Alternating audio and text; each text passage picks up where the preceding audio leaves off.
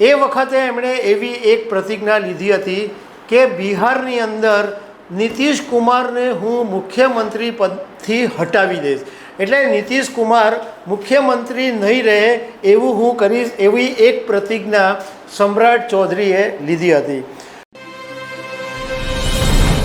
નમસ્કાર દર્શક મિત્રો, બિહારના નાયબ મુખ્યમંત્રી સમ્રાટ ચૌધરીએ એક પ્રતિજ્ઞા લીધી હતી અને એ પ્રતિજ્ઞા એ પાળી નહીં શક્યા, તો એનો એમણે આજે અમલ કર્યો છે અને અયોધ્યામાં આવેલી સરયુ નદીના કિનારે એમણે મુંડન કરાવી દીધું છે અને પોતાની જે પાઘડી હતી એ એમણે ઉતારી દીધી છે.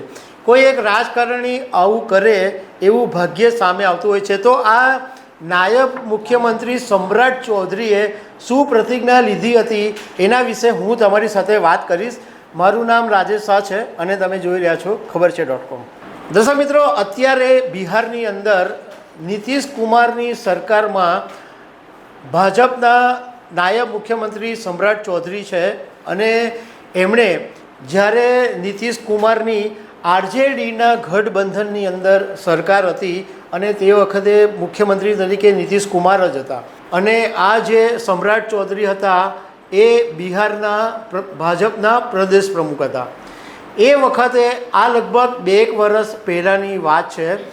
એ વખતે એમણે એવી એક પ્રતિજ્ઞા લીધી હતી કે બિહારની અંદર નીતિશ કુમારને હું મુખ્યમંત્રી પદથી હટાવી દઈશ, એટલે નીતિશ કુમાર મુખ્યમંત્રી નહીં રહે એવું હું કરીશ, એવી એક પ્રતિજ્ઞા સમ્રાટ ચૌધરીએ લીધી હતી. પરંતુ સમ્રાટ ચૌધરીને એવી ખબર નહીં હતી કે નીતિશ કુમાર એવા ગજાના ખેલાડી છે કે ભલભલાને ઊંધા પાડી દે. હવે નીતિશ કુમાર તે વખતે તો ઇન્ડિયા ગઠબંધનમાં હતા, આરજેડીની સાથે એમની સરકાર બી ચાલતી હતી અને કોઈને એવો અંદાજ હતો નહીં કે આ ગમે ત્યારે ઉથલપાથલ કરી દેશે. અને તે વખતે નીતિશ કુમારે એનડીએ સાથે જોડાઈ ગયા અને આરજેડી સાથે છેડો ફાડી અને ફરીથી બિહારમાં એનડીએના ગઠબંધનની અંદર સરકાર બનાવી અને નીતિશ કુમાર ફરીથી મુખ્યમંત્રી બન્યા. હવે નીતિશ કુમાર ફરીથી મુખ્યમંત્રી બન્યા એટલે ભાજપે આ જે પ્રદેશ પ્રમુખ સમ્રાટ ચૌધરી હતા એને નાયબ મુખ્યમંત્રી બનાવી દીધા. એટલે સમ્રાટ ચૌધરીની જે પ્રતિજ્ઞા હતી કે હું મુખ્યમંત્રી તરીકે નીતિશ કુમારને હટાવી દઈશ એ ફેલ ગઈ. હવે એમણે પ્રતિજ્ઞા લીધેલી કે હું જો નીતિશ કુમારને નહીં હટાવ તો હું આ પાઘડી ઉતારી દઈશ અને મુંડન બી કરાવીશ. તો એ એમણે આજે પાળી અને અયોધ્યામાં જે સરયુ નદી આવેલી છે ત્યાં એમણે મુંડન કરાવી, સ્નાન કર્યું, લોકોને પ્રણામ બી કર્યા અને પછી 22 એટલે એમને જે 2 વર્ષ પહેલાંથી આ પાઘડી બાંધેલી હતી જે પ્રતિજ્ઞા લઈને, એ પાઘડી એમણે આજે ઉતારી દીધી.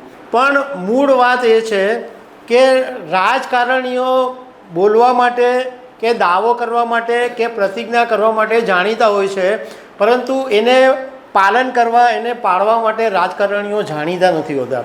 આપણે જોયું છે કે આપણને 15 લાખ ખાતામાં આવશે એવા બી વચનો આપવામાં આવેલા હતા અને આ સિવાય બી ઘણી બધી એવી વાતો છે કે આમ થશે ને તેમ થશે, પરંતુ રાજકારણીઓ ગઈકાલે બોલેલા હોય ને તો આજે ફરી જાય. અરે એની વાત છોડો, હમણાં અડધો કલાક પહેલાં બી બોલ્યા હોય ને તો રાજકારણીઓ ફરી જાય.